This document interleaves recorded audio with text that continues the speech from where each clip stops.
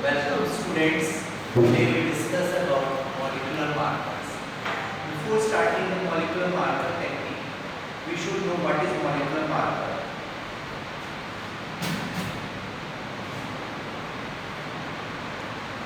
In general, what we do whenever we are highlighting something which is an important feature in your notebook or practical notes, we put it a mark, either a asterisk mark or some highlighter we can use to highlight that particular important segment. That indicate whenever we want to study important points, we just see what are the highlighted points and we get it that information. So this is one of the way to tag something. Similarly, at the molecular level, at the genomic level, we have certain molecular markers that is used to tag the gene or a specific position of the chromosome. In general, we can say molecular marker is a DNA sequence with a known position on a chromosome. It can also be a gene with an discernible phenotypic expression that can be used to identify individuals or as a code to designate chromosome nuclei or loci. Loci is a plural term of locus where the particular gene is located on the chromosome. These markers have transformed numerous fields which include plant and animal breeding, genetic mapping and evolutionary biology. Molecular markers are crucial for identifying plant genetic variations and advancing molecular genetic research. Basically, molecular markers are specifically a DNA sequences that are polymorphic, meaning that have different forms in different individuals that discriminate one person to another. They provide a basis for distinguish between individuals and populations. There are four important features, like first is genetic diversity. So these molecular markers reveal genetic relationship and diversity within a population that provide a valuable information for various fields from agriculture to medical sectors. Then we have genome mapping. They are used to create genetic maps which represent the location of a gene and other important DNA given on chromosome. DNA marker, these markers are based on variation in DNA sequences reflecting differences in gene or known coding regions. And the fourth terminology, that is a polymorphism. Polymorphism, as I already told you, the differences between the individual, variation among the individuals. So the existence of multiple forms of a gene or DNA sequence within a population leading to the unique identifiers using molecular marker. Now these are the certain specific characteristics of the molecular marker. First, it must be polymorphic so that it can identify the diversity. Second, it should be evenly distributed throughout the genome. Third, easy to use. First, and time effective. Then must distinguish the homozygous and heterozygous individuals. That property is called codominant. So most of the markers they are codominant nature, closely related to the trait of the interest. These are the classifications of molecular markers. In general, we classify the molecular markers in two classes: non-PCR based or hybridization based marker, in which we have RFLP, which has the full name restriction, fragment length, polymorph. Rest the markers are PCR based markers where we are using the PCR techniques to amplify the DNA. And these includes RAPD, randomly amplification of polymorphic DNA, AFLP, amplified fragment length polymorphism, SCAR, sequence characterized amplified DNA, STS, sequence tag site, PST, express sequence tag, SNP, single nucleotide polymorphism, SSR, simple sequence repeats, then CAPS, split amplified polymorphic sequence. Now we just discuss one by one about these types of markers in detail. First is your hybridization based marker, that is non-PCR based marker, that is RFLP, restricted fragment length polymorph. The DNA fingerprinting technique is first initiated by scientists, that is known as Alexander, English scientist. He devised the restriction fragment and polymorphism technology in 1954. As the name indicates, restriction fragment length polymorphism, that indicates here we are using certain restriction enzyme to cut it the DNA at small fragment, and due to this change and fragment level or the recognition site sequences of a particular restriction enzyme, they will reveal the polymorphism. Either due to mutations or substitution or change, addition, deletion, the recognition sequence get changed. As the recognition sequence get changed, it will not allow the restriction at that particular site with the specific restriction enzyme, revealing the polymorphic pattern. RFLP analysis involves digesting genomic DNA using restriction enzyme followed by electrophoresis, Western blotting and hybridization with the species-specific code. That leads to the generation of specific patterning pattern. In general, the codes are usually species-specific, ranging in size from 0.5 to 3 kb and are derived from cDNA or genomic library. These genomic libraries are simple to build, however, there are many distributed duplication insertion resulting in complicated patterns. They are more widely used for gene analysis and have less duplicated sequences. These are the specific protocol of restriction, fragment and polymorphism. The first step is your DNA isolation, followed by restriction digestion with the help of restriction enzyme. We are using restriction endonucleases 2 here because it is as a specific feature that they will cut it the DNA in the recognition site itself. Then after cutting the fragment of DNA with the restriction enzyme, we go for the electrophoresis. After electrophoresis, you find the smearing of the or band pattern of the specific fragmentized DNA, and then this material is transferred from the gel to the probe with the help of a process that is called Sardar blotting. In the Sardar blotting process, we transfer the DNA which is present on the gel to the nitrocellulosic membrane. In this diagram, you can see how this Sardar blotting process happens. In the base, we have the sponge, then on the gel, put it on gel. After gel, we have nitrocellulosic membrane. Above that, we have filter papers. Stack of the filter paper is there, and by putting a weight over this, we are transferring this on the basis of capillary actions. Then after blood transfers, we go with the alkaline digestions so that the DNA is coming to the single stranded chain on the nitrocellulosic membrane. And after separations of DNA, we go with the hybridization. As I already told you that in this case we are using specific species-specific probe for the hybridization ranging from a length 0.3 to 5 kb size. And another feature of this probe is that it is radio labeled so that we are able to get it a detectable signal after autoradiography. Now, what are the advantages and disadvantages of RFLP? If we talk about the advantages, the first advantage is these are used for constructing genetic map. These are codominant in nature, as I already told you that they have the power to discriminate homozygous versus heterozygous population and are reliable marker in linkage analysis and breeding process. These can be easily determined in homozygous and heterozygous state. But still they have certain disadvantages, like first they require large quantity of DNA, the microgram quantity of DNA is required. Secondly, the pure DNA is required because we are going with the restriction digestion, so we have required large quantity as well as pure DNA. And expensive, time consuming, hazardous process because we are using the radioactive substances, radioactive probe over here. So radioactive decay or radioactive disruptions would be there. These markers may be polymorphic, which is highly inconvenient, especially for cross between closely related species, and their ability to detect point mutation and polymorphism.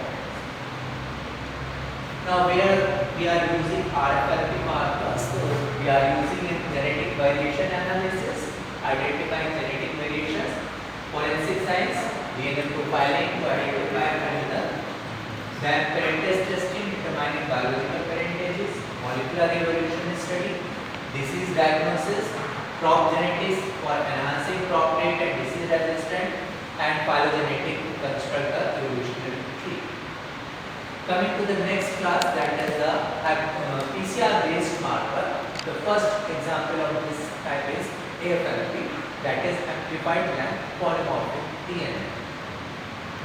This technique is first developed by Peter Rose and his colleagues in 1995 and well known as AFLP PCR method. This AFLP technique is used PCR to amplify specific DNA fragment revealing variation in DNA sequences based on difference in fragment. This is in general, you can say this is a hybrid type of marker because it is using dual process like hybridization restriction pattern of the RFLP and the PCR pattern of the PCR based marker. These are the protocols. First we take the genomic DNA, go with the restriction dilations. After restriction dilation, we added the adapter sequences to the restricted fragment. These adapter sequences are the specific sequences that have the node sequence for the amplification purposes. Then after ligation of the adapter sequences, we go with the selective PCR amplification, and after PCR amplification, we subjected it to the aerosol electrophoresis and then more with the analysis. So here we can see the process. Like first we go with the genomic DNA isolation. Here we cut the genomic DNA with the help of restriction enzyme. Then we find that we have added the adapter sequences at the terminal. Then pre-selective amplification on the basis of adapter sequences, and then selective amplification, and after electrophoresis we get the polymorphic band pattern. Here you can see that this band is available in this individual, not in this sequences, that indicate this is a polymorphic band.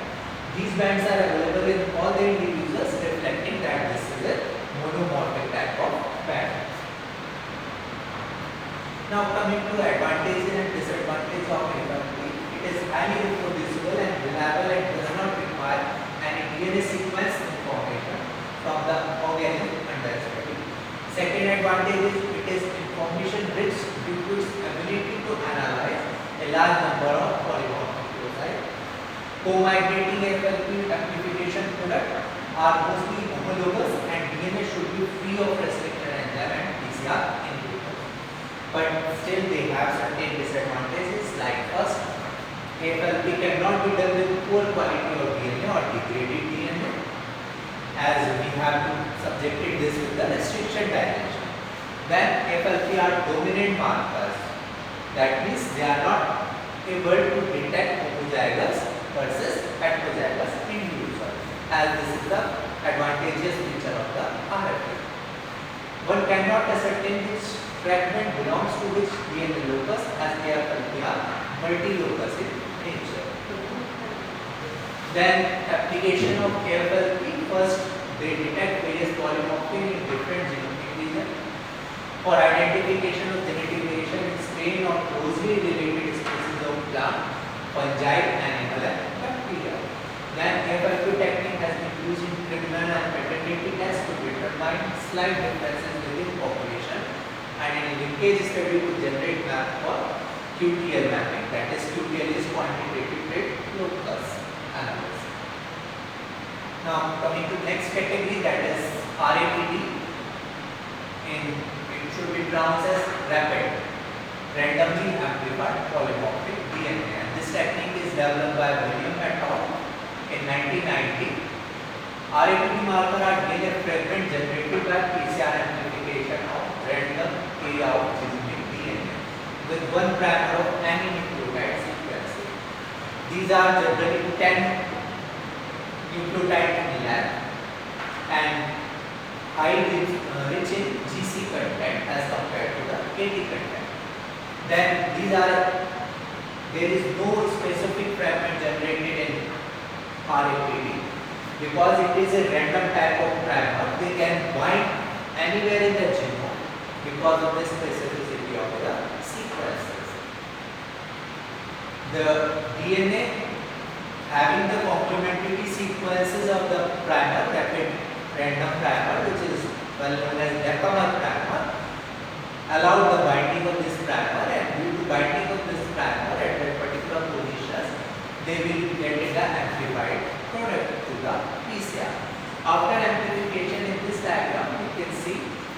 this is the different cases, individuals with suspect and the criminals, and we find that after PCR amplification different band pattern will be generated, and by studying this band pattern whether the polymorphic or monomorphic sequences are there, on that basis we can say that this particular criminal is related to that particular person.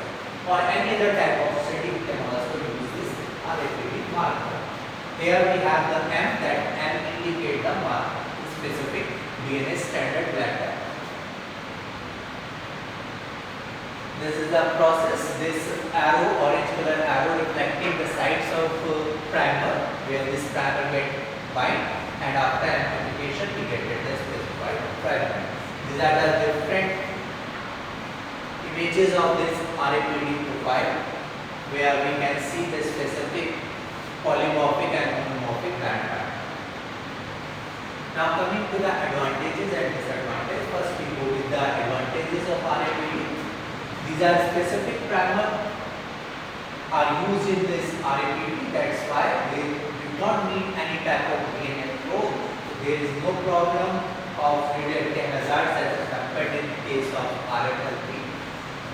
There is no need of sequence knowledge and require no blotting or hybridization stages, thus making it rapid, simple and efficient.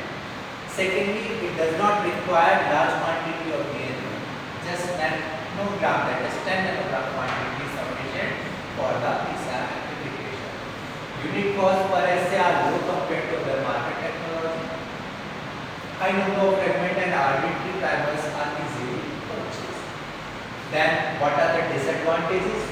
First is nearly all RFID markers are dominant in nature.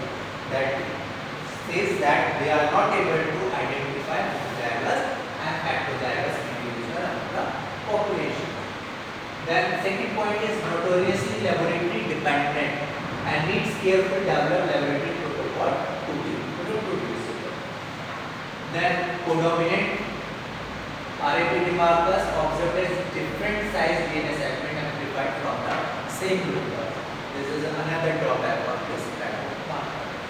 Mismatches between the primer can also give the false result in the RFID. These are the applications of RFID marker. First, genetic diversity, germ plasm conservation, genetic structure of population, detection of chromosomal variation. We can use the RFID marker. Cultivar identification, hybrid purity and genome mapping. These are the another application of the RFID. In developing genetic marker, liquid rate equation, population and evolutionary genetics, plant animal breeding, animal plant microbe interaction studies, pesticide herbicide resistant, animal behavior study and forensic science. RFID marker is more popularly used. RFID markers exhibit reasonable speed, cost and efficiency compared to other type of marker. That's why this type of marker is more favorable for the basic and genetic analysis in different laboratories. Now coming to the next class of marker, that is the SSR marker, simple sequence repeat marker. Two scientists independently give this SSR marker technology in 1989, and later on Edwards et al. In 1991 modified these techniques with certain specific using certain specific types of primer. SSR are short replicated DNA sequences that are highly variable between individuals, making them valuable marker for genetic analysis. SSR appear to have low diversity, possibly because to a previous genetic bottleneck, and are challenging to evaluate in forensic science with a high number of mixed genotypes. So here we can see that in this diagram we have this DNA curvature at the paracentric region, centromeric region, and we find that we have specific CNP box sequences of 70 base pair motif, and another side we have the diet symmetry where non-uniform of DNA exists, which making a high motif, and this will lead to the quadriplex type of structures, so that we are not able to get in the amplified product with the help of previous marker like RFID, FLP and RFLP, but this SSR marker is amenable for such type of study. Then go with the principle how this allelic differences is there. So SSR in general we know these are repetitive sequences. 2 nucleotide, 3 nucleotide or 4 nucleotide repetitive sequences is present in the throughout the genome. And this repetitive sequence have the specificity, the length of repetitive sequence is variable among the individual that will be the polymorphic. Here we see the 3 different allelic forms of the same SSR, that is CA repeat, and we find that length of the CA repeat is increased from moving from 1 to 3rd. So this type of change in the length will give the polymorphic band pattern, because we all know that during electrophoresis the DNA or fragment of DNA is moving under electrophoretic current and it will separate it on the basis of side. Smaller the molecule, it will travel more distance, and larger the molecule, it will travel less distance. So as we see that green color, that is allele 3rd, has the largest number of CA repeat and it will find nearer to the well, followed by the red color and blue color indicators, showing that there is a polymorphic band pattern. This is another images of this SSR marker. Here we find the different allelic forms with the help of SSR markers.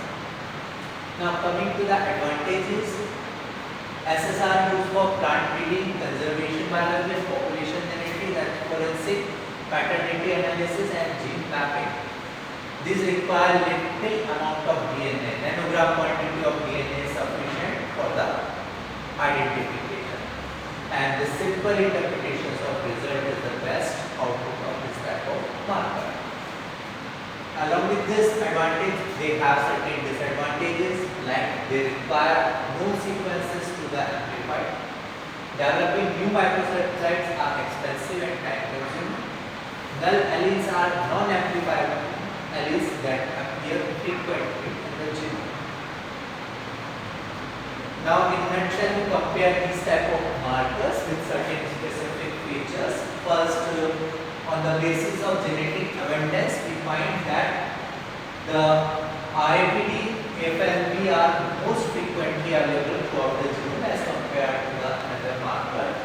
Then part of genome survey, low copy coding regions are required for RFLP.